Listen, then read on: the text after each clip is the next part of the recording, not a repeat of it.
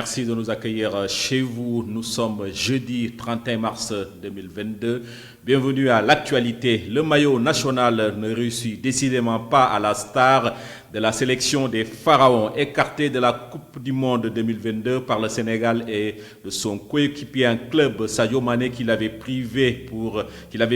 il y a une cinquantaine de jours d'un premier trophée continental. Mohamed Salah est sorti abattu du stade Maître Abdoulaye Wade de Diamniadio. La Fédération algérienne de football a officiellement introduit un recours auprès de la FIFA à l'encontre de l'arbitre du barrage retour Algérie-Cameroun.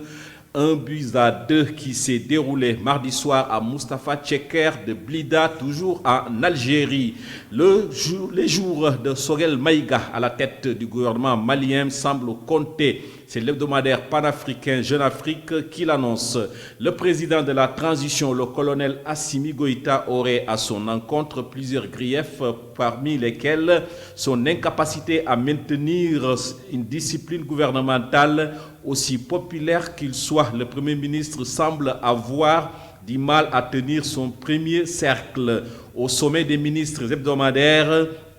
le président Assimi Goïta est devenu a remarqué entre autres l'absentéisme qui est devenu si visible que le président a dû en personne taper du poing sur la table et pousser le gouvernement à convoquer ou plutôt à envoyer une lettre circulaire en forme de rappel à l'ordre. Et pour terminer, rebondissement dans l'affaire Éric Zemmour du nom de ce candidat à la présidentielle française qui a attaqué ouvertement les Sénégalais résidant en France, ce en les traitant de délinquants qu'il va renvoyer chez eux une fois qu'il sera élu président de la République française. Merci de nous avoir suivis. Tout de suite, la version Wolof.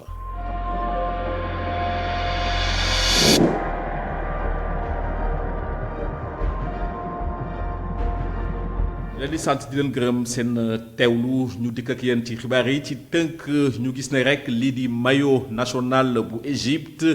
jigul ki nga xamante ne bi moom moo di star bi di Mohamed Salah gannaaw ba ñu ko gagné ci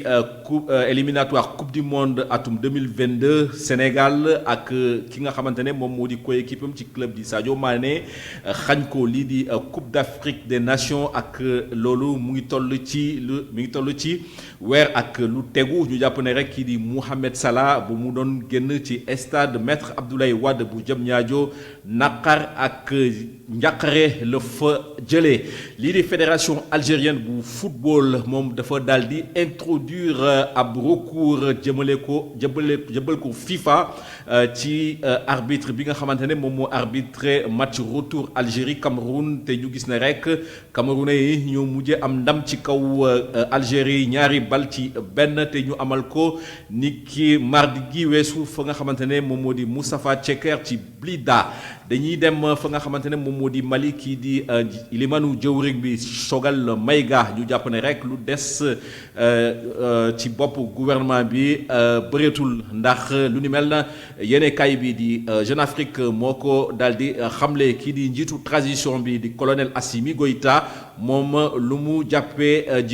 jiitu gouvernement boobule mooy ñàkk discipline bi nga xamante ne bi nemmeeku na ko ci gouvernement bi te mu gis ne rek kii di Sogel Maïga donte askan wi bëgg nañ ko lool waaye war na artu ñi nga xamante ne ñoom ñoo ko wër ci loolu nag ñu gis ne rek ci ndajewu ministre yi ñu amal ay bés bu nekk ay absentéisme yu bëri donc la ñu nemmeeku kii di njiitu réew mi di Assimi Goïta ci boppam daal di fëgg table bi ngir rek kii jiite gouvernement bi daal di jëbbal ab bataaxal ngir rek woo képp ku nga xamante ne bi da nga bokk ci gouvernement bi nga daal di farlu ànd ak discipline. dañ koy jeexalee ak